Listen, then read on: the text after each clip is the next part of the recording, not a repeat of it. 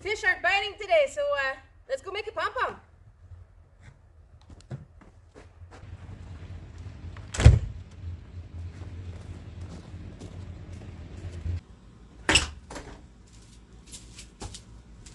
Hi everyone. Well, today's the day we're making pom-poms. I brought my my coffee press. I got my Jamaican Blue Mountain coffee, and we're gonna start off with a good cup. Take off my boots. Woo! Snowed last night, but we're gonna warm up in no time. Let's make some pom-poms.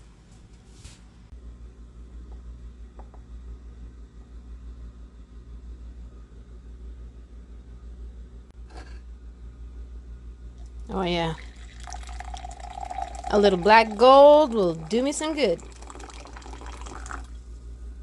All right, grab a cup. I know I did. Let's go make some pom-poms.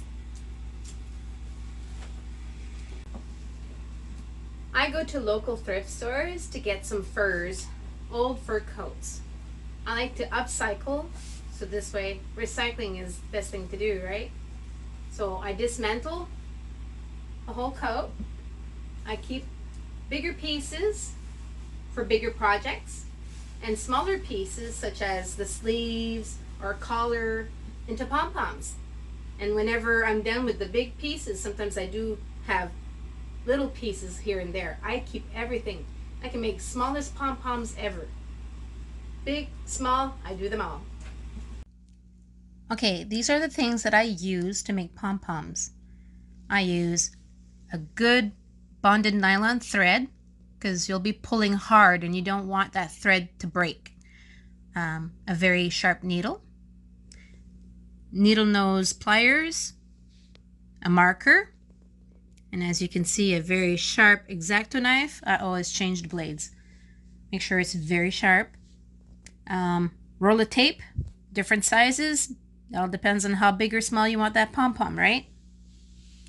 As for stuffing, today I use styrofoam balls that I had. I can sometimes use cotton balls or any type of stuffing that you have.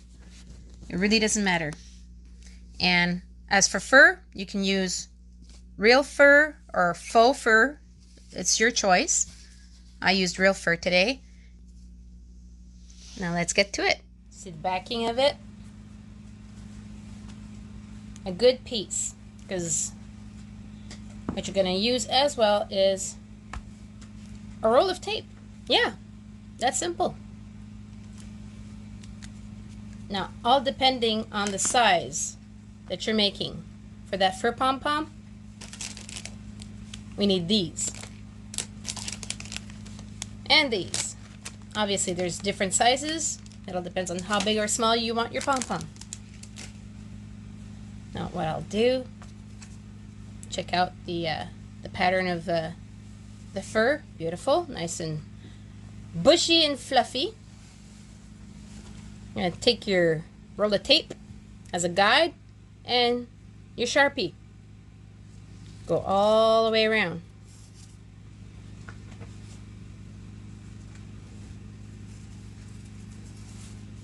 There we go. See, we got the outline.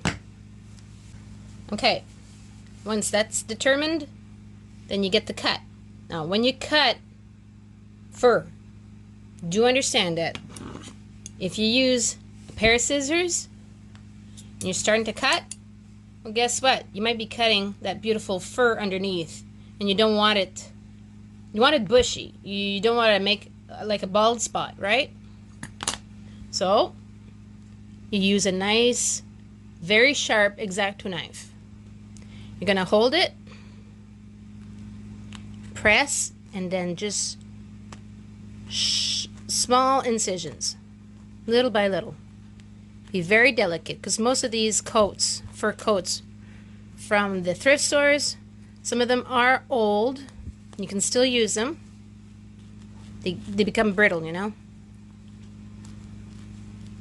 But take your time. By using an X-Acto like this, you don't affect cutting the fur on the other side. There we go. Just take your time and be careful. I always change my blades a lot, so they're always super sharp. When you pull a little, it helps. See that? Not easy. Okay.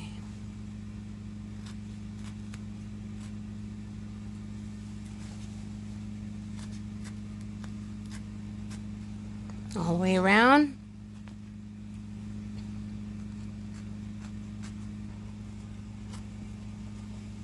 Voila. We have our circle.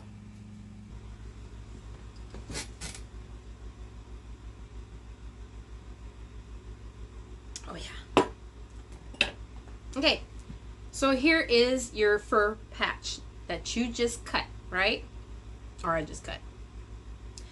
Always with an X-Acto knife, like I said. And the fact that it's, as you can see, the fur's sticking out here, but not as much on this side here. See what I mean? That's not a problem. Don't worry about that. Once everything's together, that is not going to show. Trust me. Now, what you're going to do is make sure that when you use a needle, that it's super sharp and fine. And what helps a lot is to use bonded nylon thread. That's what I use. It's nice and sturdy. You can pull hard. It'll do the job right. Now with your needle, you're gonna leave just to say enough space here from the edge to about here, right? Now, you'll start here, but once you go all around, you'll stop about here. So, as long as you can put like your pinky finger, it should be good. So that's how I do it anyway. So you're gonna take your needle and go all around your circle, your patch. Okay? You're gonna take that needle and you're gonna go in and out, in and out, in and out, in and out, in and out, in and out. Alright? Let's do that. So before starting, what I like to do is just pull a little all around your patch. Depending on the type of fur you have and the way you cut, sometimes you'll have some remnants. You want to make sure that nothing is fraying off, right? Okay, so now put that needle right in there, just so that you go in and out like this, right? All the way around. That's simple. But when you start, make sure you have enough thread so that at the end you're gonna pull nice and tight. So let's do this.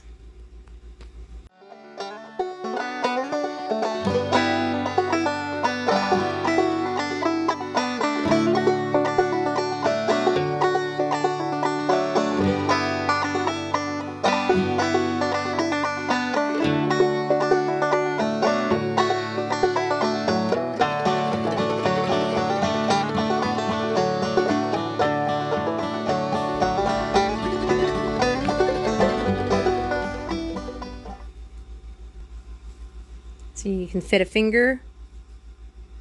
That's just a good distance. Because what you're going to do is going to be pulling this. That's why I said to keep enough thread here when you started so you're able to pull. Okay. Now we're ready for a little ball right here. A little styrofoam ball. You can put cotton ball, you can put any kind of stuffing, but today I'm just using this to show you how easy it is. But you can whatever you desire to put inside your pom-pom, go right ahead. But I'm just showing you how I make them here. Look, you hold it with your thumb and you pull. See how it makes a little pouch? You pull as hard as you can until it won't let you anymore, because it's all crinkly, right? See, all the edge is all getting together. Yeah. And now you're going to make sure that you put a good knot. Okay? And don't worry about the fact that it doesn't look closed enough. Make sure you have nice tight knot. See?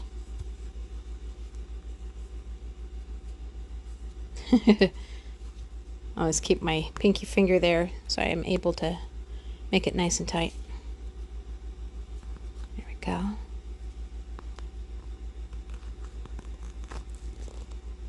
Okay. Double knot, triple knot. It helps a lot. There we go. Okay. So now you can see that it's all bunched up, right? But with the remainder of your thread and your needle, nice sharp needle, that's why I say you need a sharp needle, you're going to go crisscross. You're going to stitch crisscross until you can't stitch anymore and it feels like it's all uniform, all nice and tight. Okay? Now you're going to crisscross stitching as much as you can, so it'll gather it up nice and tight.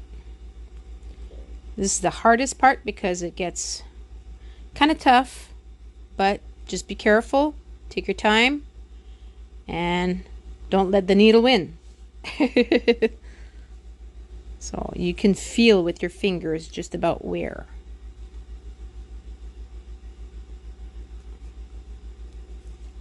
Like I said, sometimes it's kind of tough to go through, and this is where I get my needle nose.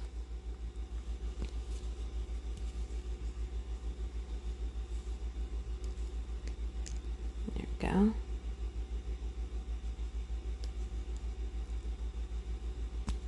There we go.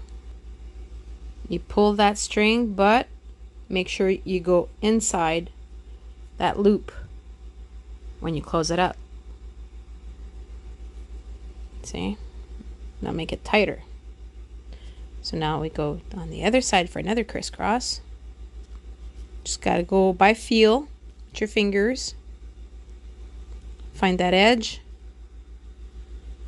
And then again. Gotta go right through without. See? Ta-da!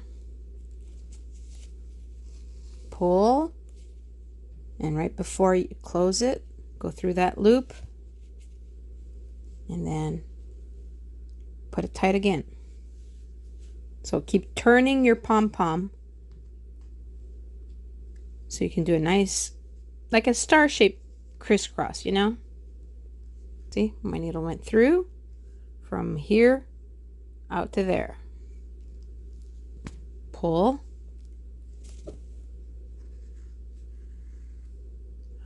See the loop. Go through and yank. Nice and tight. Keep turning. Do it again. I can feel it here. There we go. Loop, go through, pull. Now take your needle and just fluff it up, because sometimes the fur does bunch up with the thread, so no biggie. It's like combing it, you know. There we go. Now you can make another double knot or triple knot, whichever.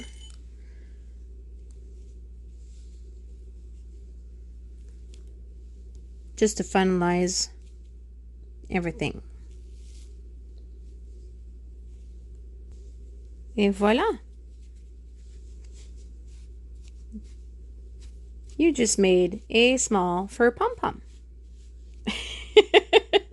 Now this one looks kind of funky, but I mean, it all depends on the fur that you choose, right? So, aww, he's a cute little pom-pom. Perfect for a keychain, right? Here are a few toques that I've made pom-poms for. Different furs. And the one I made today. There we go.